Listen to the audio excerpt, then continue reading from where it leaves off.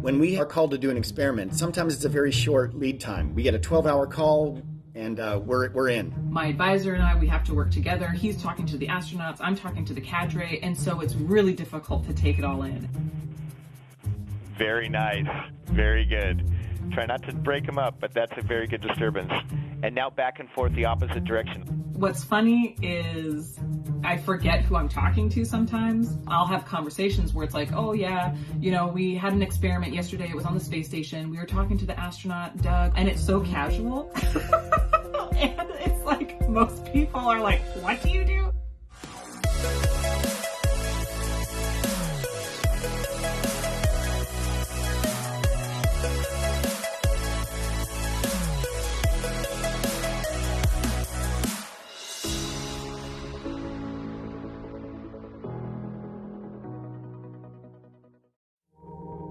Throughout this season of NASA Explorers, you've seen what it takes to send science to space through the eyes of one team of researchers.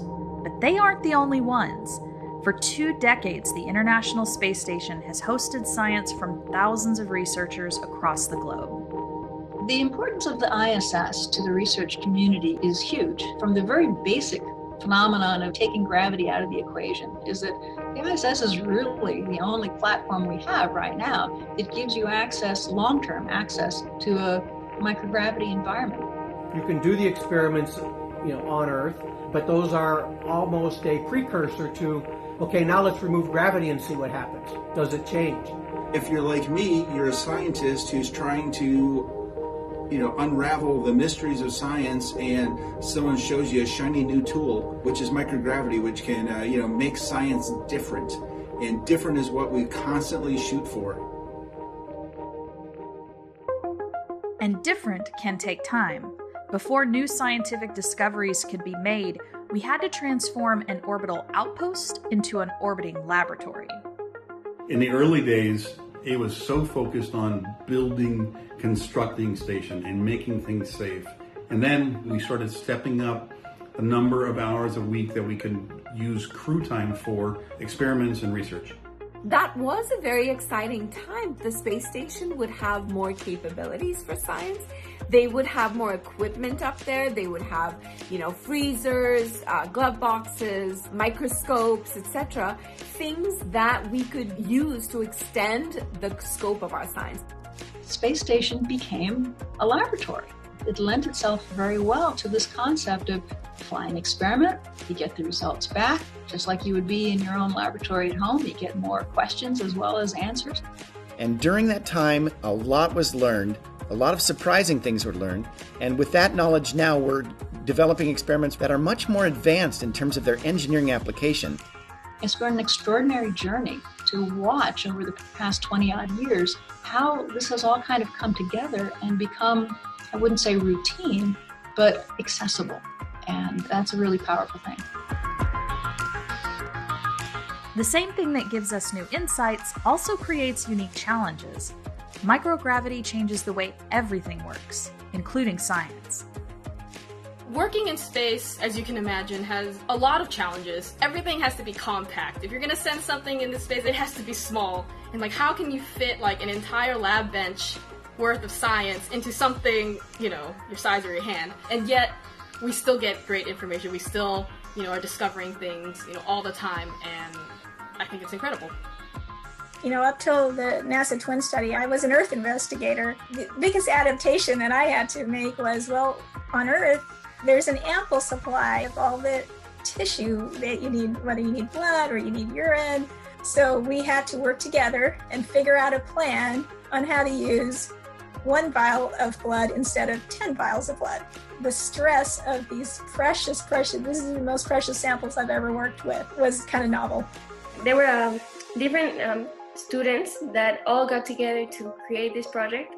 It was really stressing on every review because, of course, you're they're gonna say everything's wrong and they're gonna blame it on me or whatever. We knew that it would be difficult, but everybody that jumped into the project pulled through, and at the end, we achieved a successful mission. So I think that's awesome. What we've learned from more than 3,000 space station experiments is helping us back here on Earth and on our quest farther into space. to the Moon and Mars. These experiments are aiding drug development to fight diseases like Alzheimer's and Parkinson's. We've learned about combating bone and muscle loss, which could assist people suffering from osteoporosis.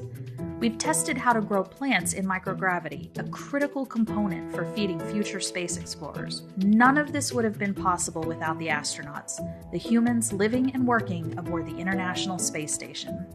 Having the astronauts there to help us was a critical part of being able to do more complicated science, to get higher science yield out of the science that you were doing. They were incredible as people who were there to troubleshoot your experiment should you need anything. You can never replace a set of human hands. I don't care if it's on station, on the moon, on Mars. There's just something that people can adaptively do that you'll never get a machine to do.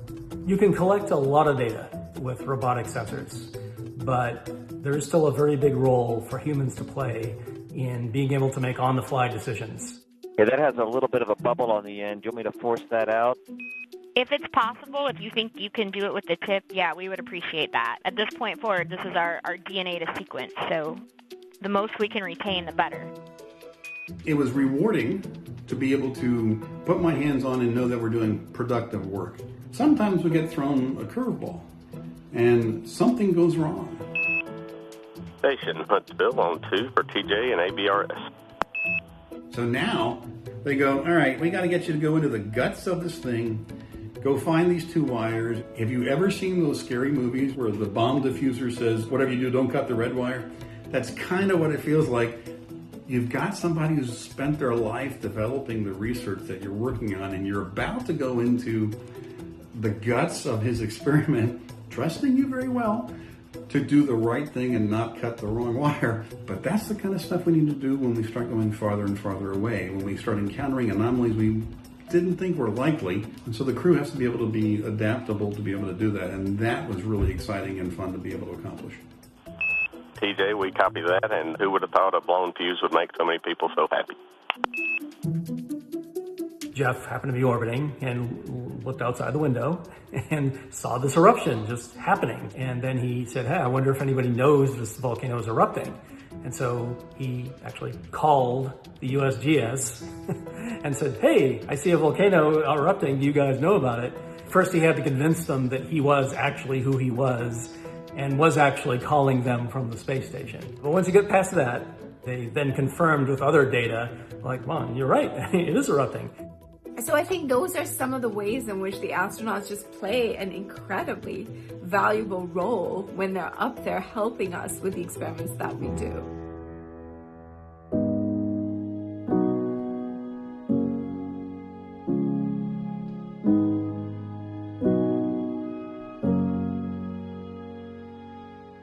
These past 2 decades of microgravity science, they're just the beginning.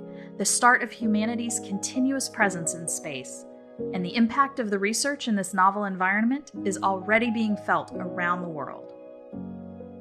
I think most people would not realize how impacted their life is by space. There's a finite number of experiments, but that is a finite number of experiments in a very, very smart community that's very good at sharing the results. There is a real sense of the betterment of humanity in space. You know, it's one place we can all really collaborate and all really get along.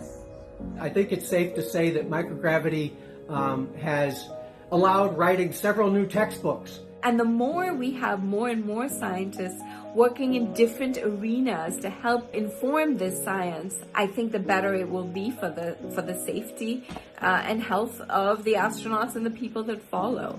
We are just at the tip of the iceberg. We have a lot more information that we're going to find out, a lot more information that we're going to need to find out in order to get us prepared for long-term exploration, as we humans are always excited to do.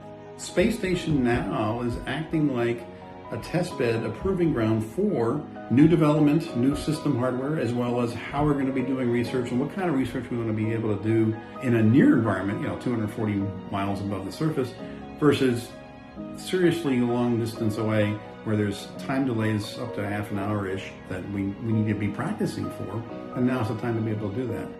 You know, I would say before I started working at the lab, it was kind of an abstract idea, and there was always the joke about, oh yeah, humans will go to Mars, and it didn't really feel real.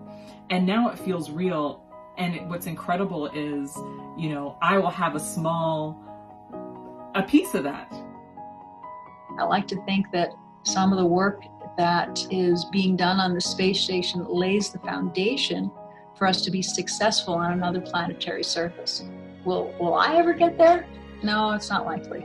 But I do hope that someday that somebody thinks back on, wow, it's really great that we learned about X, Y, and Z things from the Paul and Furl research, because we'd never be successful on Mars without it.